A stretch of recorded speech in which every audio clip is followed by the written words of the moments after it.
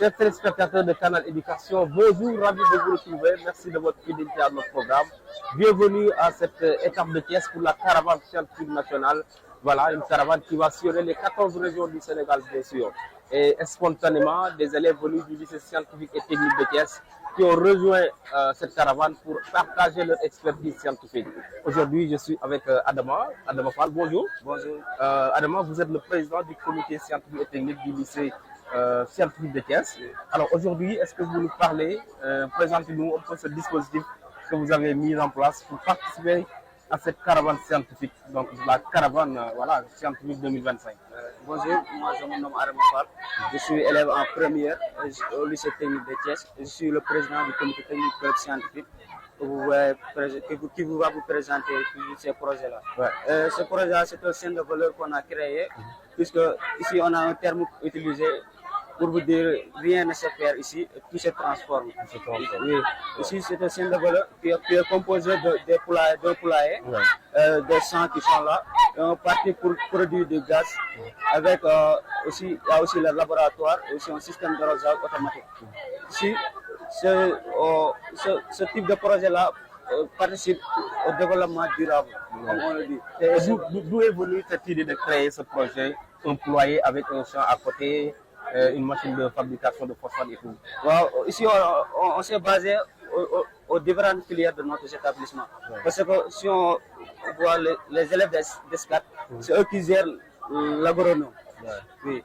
Les 5, c'est eux qui gèrent la transformation. Et la T1, T2, l'électromécanique, et la S3, les machines industrielles, tout ça, c'est eux qui gèrent ça. C'est ça qu'on a basé pour recruter ces genres de travaux à l'intérieur qui va regrouper tous les filières de notre établissement sans aucun problème. Et tout se passe à l'intérieur. Et si je comprends bien, les poussins qui sont élevés ici, oui. La nourriture provient d'ici. Oui. Et comment ça se fait?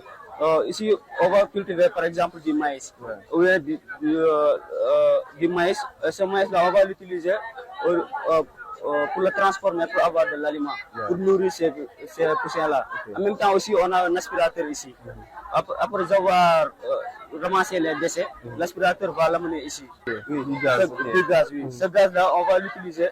On peut avoir du biogaz. Le biogaz-là pour l'utiliser pour les sols, de l'engrais. On peut même avoir de la butane pour réchauffer les poussins. Parce que parfois, les poussins ont besoin de température un peu élevée. On utilise ce butane-là pour les réchauffer. Aussi, il y a aussi un système d'irrigation automatique qu'on a programmé à base d'Arduino. C'est pour l'arrosage. Pour l'arrosage, c'est automatique. Ici, il n'y a pas l'intervention d'une personne. Il y a aussi un capteur d'humidité ici. Okay. Ce capteur-là permet de nous montrer le niveau du sol. Est-ce que la terre a besoin de l'eau ou pas? S'il a besoin de l'eau, il va avoir directement le message au niveau du pompe là-bas, au niveau du réservoir, qui va déclencher automatiquement et arroser. En même temps, si la terre est mouillée, ça va encore envoyer le message pour éteindre la pompe. Alors, parlez-nous un peu de la composition de ce matériel pour pouvoir vraiment réaliser ce projet. Ici, on a un carte Arduino, pompe électrovane avec un capteur d'humidité. Aussi, on a des panneaux solaires qui vont gérer l'électricité s'il y a la coupure de courant à l'intérieur. Approximativement, si vous avez, si vous estimez un coût pour la réalisation de ce projet, serait à coût de milliards ou de millions? Millions. À de coût de millions. Oui, c'est pas trop difficile à gérer parce qu'on nous a tout appris à l'école. Ici au lycée, en même temps, on fait la théorie, mais on fait plus la pratique là-bas. Et ça nous permet de créer certains projets-là. On vous a vu aussi avec un robot. C'est quoi ce robot? Ça, c'est un robot industriel. Le robot-là nous permet de soulever des poids lourds dans les domaines industriels, comme dans les usines, dans les ports, quelquefois. Ce robot-là, on l'a créé avec le VEX. On a utilisé un appareil qui s'appelle Vexi, Le Vexi. avec une programmation informatique qui va nous permettre de le contrôler avec un manette qui est là-bas. Ouais. On pouvait le mettre automatique, sans l'intervention de le manette là. Ok. On pouvait avoir des capteurs suiveurs de ligne ou bien des capteurs d'obstacles qui va lui permettre de se partir seul et faire ses travaux. Alors aujourd'hui, Certaines comment vous voyez aujourd'hui, comment vous appréciez cette caravane nationale qui vise à sensibiliser les élèves, les étudiants, vraiment pour la culture donc, scientifique? Moi, je trouve ça très important. Parce que parfois, il y a beaucoup d'élèves qui veulent savoir, qui veulent faire la science, mais ils ne savent pas là où ils doivent passer pour intégrer ces arts des écoles scientifiques-là. Et ça, ces arts de caravane-là les permettent de découvrir comment ils vont faire pour intégrer dans les écoles scientifiques ou bien dans les lycées techniques. Et moi, c'est important, je le vois très important. Même. Et dans le futur, vous envisagez de créer une entreprise comme ça? Oui, oui, Inch'Allah. Parce que moi, je suis un élève en gestion économique. Et ce club m'a formé. Et maintenant, je suis devenu le président du comité technique. Je suis un élève de la gestion économique, management, tout ça. Oui. Et dans votre club, qu'est-ce que vous faites? On forme les gens à avoir maîtrisé la programmation informatique pour utiliser l'Arduino et d'autres mêmes programmations.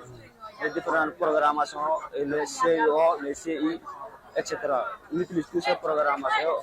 On est un nombre plus de 100 personnes. Et chez nous, moi et mes camarades qui les forment à intégrer ces genres de projets. Et comment appréciez-vous l'engagement des élèves dans ces projets scientifiques? Est-ce qu'il y a un engouement? Parfois, Ou bien est-ce qu'ils ont peur parfois d'exceller dans ces milieux?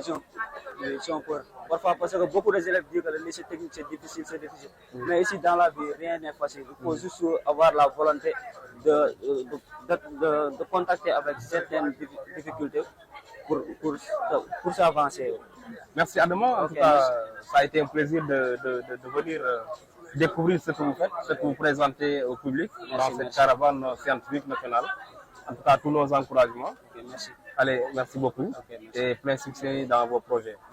Donc, mesdames et messieurs, c'était avec les élèves donc, qui nous venaient du lycée scientifique et technique donc, de Thiès, qui sont venus apporter leur touche dans cette caravane nationale qui va sillonner les 14 régions pour la promotion donc, de la culture scientifique en faveur des élèves et des étudiants.